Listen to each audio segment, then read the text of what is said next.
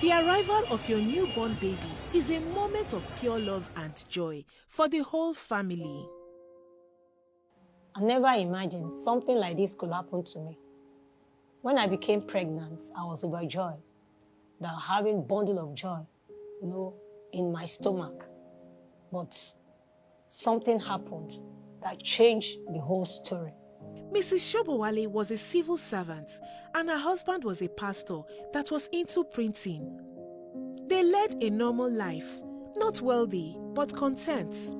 Their lives were about to take a dramatic turn. So I did all the necessary scans that I could do, that the pregnant women used to do. And there was no abnormalities that was detected during the scan. You just see they are twins. The children were born on July 16, 2003 in Island Maternity Hospital, Lagos, and to everyone's surprise, they were joined at the abdomen and sternum, and their livers had been fused. I began to cry, and I wonder how they are going to live their normal life. I just cannot imagine. But what I know that they are alive, and I know that they will surely survive. Conjoined twins are uncommon, occurring in about 1 in every 5 to 60,000 births. 40 to 60% are stillborn, with 35% surviving only 1 day. After their delivery, we are so much concerned about their growth, learning, and then fulfilling their destiny if they were not separated. As you might expect, living physically connected to someone else was difficult. They couldn't stop crying because of their position. Feeding them was very, very difficult. And at times, one would want to sleep and the other one want to be awake. So for them, it was a kind of inconvenience. I felt for them. We are also concerned about their health and a lot of societal issues concerning the Siamese twins. And we know definitely that we need surgery for them to live their separate life. But as a family, we don't have the strength, but we need support. The medical expertise and equipment required to perform such a major surgery were not available at the time. And even if they were, it would require a medical miracle. 1 week after the twins' birth, finally, some encouraging news. Dr. Lekpegbeton informed me that Asiwaju Bola Tinubu have a key interest concerning the twins and is ready to assist us for them to live their separate life. I was surprised when my husband told me that Asiwaju knew about it. We don't know him from anywhere. And after a few days, his wife also came to visit us, Senator Tinubu, at the island. And they are assuring us that all is going to be well. Senator Tinubu asked us whether we have passport for the trip, and we told her we don't have. He said we should not bother, that he will arrange everything for us for the journey, for the separation of my twins. Johns Hopkins Children's Center in Baltimore, Maryland, and a team of 17 were assembled for the task, including Dr. Henry Lau, the director of pediatric surgery. I was nervous about flying. I've never had experience of international flight before. But she assured us that Asiwaju Bola Tinubu would do the needful for the trip and make it a success trip for every one of us.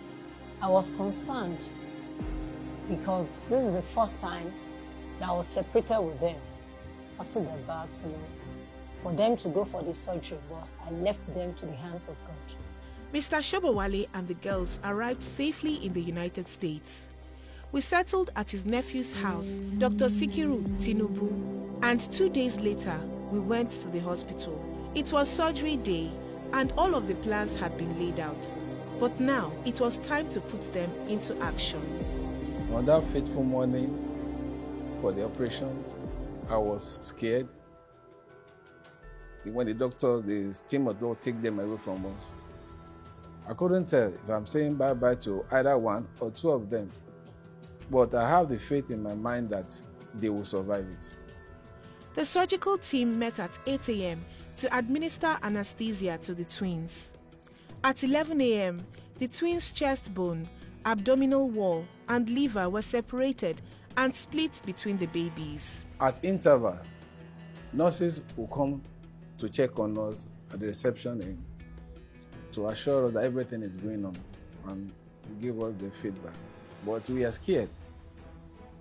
But we keep on praying throughout the period of that 5 hours of the operation. Following the 1-hour surgical separation, the medical team divided into 2 groups, one for each twin, to close the incision in the conjoined area. Surgery was completed 1 hour later at 1 p.m. and both twins were in recovery. The surgery went very smoothly with no problems at all, said Dr. Colombani, chairman of the pediatric surgery. The twins' next step is to live a normal life. They will grow up to be healthy little girls. After the operation, we were told that the 2 of them survived the operation.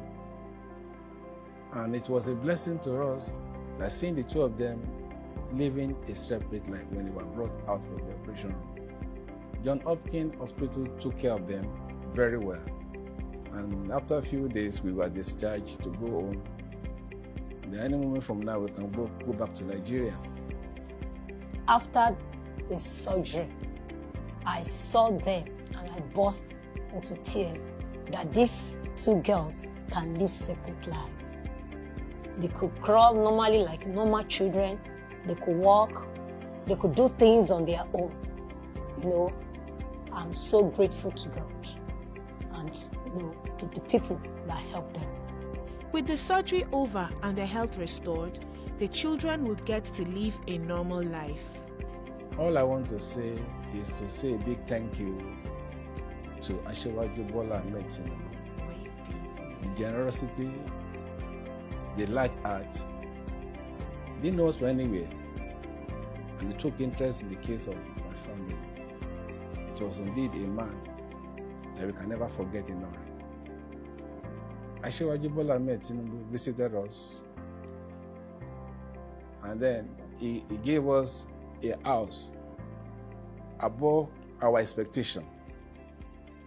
I am the first chairman of this estate, as at the time the gift was given to the family of the Shobowales, the 2 flats that was converted to 1.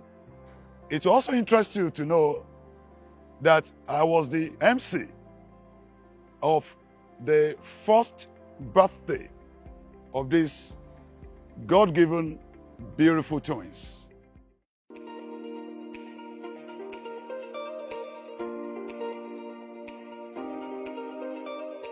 Hi, I'm Favor. Hi, I'm Faithful, and we were born conjoined. conjoined. Now we're separate, thank goodness, because she would have constantly stressed me out. Well, she stresses me sometimes though. Honestly, I don't remember us being conjoined because we were still very little then and we probably didn't know anything. But according to what my mom told me, I know it must have been a very, very difficult situation. I'm very, very glad that we were given the opportunity to be able to live our separate lives, all thanks to God in the life of Asiwaju Bola Tinubu. And now we can live our separate lives, have separate friends, go to separate schools and do things differently. Our story inspired me to pursue a course in medicine, which is physiotherapy, that I'm currently studying at the University of Lagos. We also have this desire of also studying the course medicine in the university that we're separated, which is John Hopkins University. I desire to study medicine and she desires to study nursing. We want to do this in order to give back to the society and also to Asiwaju for the act of kindness that he showed towards me and my sister. One thing that I want to really say is that for somebody to show love out of gold, somebody that you don't even know before, and you want to take it upon yourself. There are many people even in government that they might not even be able to say anything. Many have had, even after their own birth, there are some Siamese twins that are born that nobody even come to their rescue. But it's just to see somebody with heart of love, heart of gold, to be able to show care. This is Asiwaju, and I want to say thank you very much. And God will be with him in all his endeavor in Jesus' name. A simple act of kindness changed our story. That is our Asiwaju story. A tremendous amount of unnecessary pain and suffering can be avoided by ensuring universal access to adequate health care.